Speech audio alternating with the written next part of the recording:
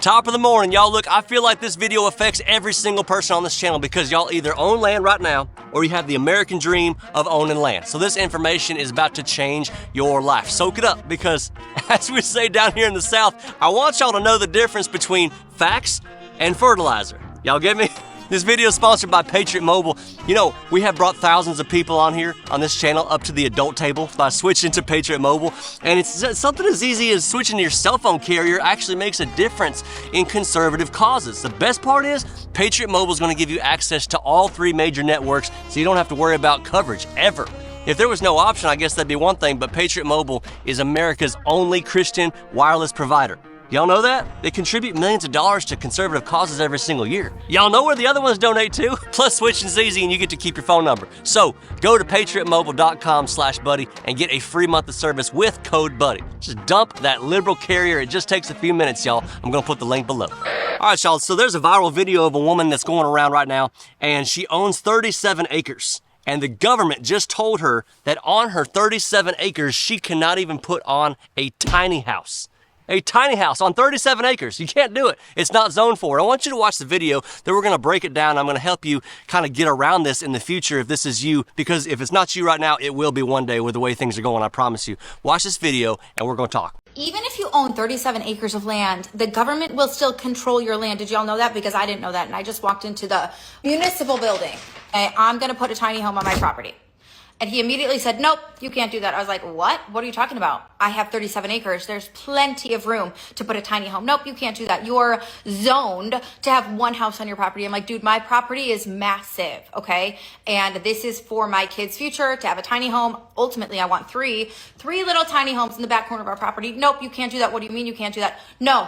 Zoning is planned for, I'm like, what plans does the government have for my property? I don't understand what you're saying to me.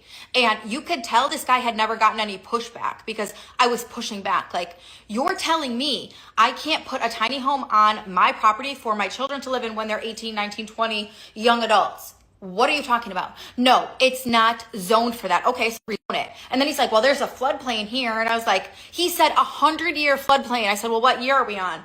He couldn't tell me. He's like, it doesn't work like that. I was like, what do you mean? What year are we on? Because we put a drain tile in, so I know it's not flooding back there, okay? So what year is your 100-year floodplain plan? On the map of my property, I can tell you it doesn't flood right here. It doesn't work like that. I'm like, then how does it freaking work, okay? So you're telling me the 100-year floodplain plan is really forever floodplain plan, according to what you guys think about my own property. Is that what you're telling me? And then he's like, well, you have to rezone, but they're not going to approve you. I was like, why wouldn't they approve me? It's my property. So it's absolute madness. No control of your own land? I mean, y'all, this is more devastating than your son coming home telling you he wants to be a dancer. I mean, good Lord. And the worst part is, I guarantee you that if you sold your property to the county's like preferred developer, right?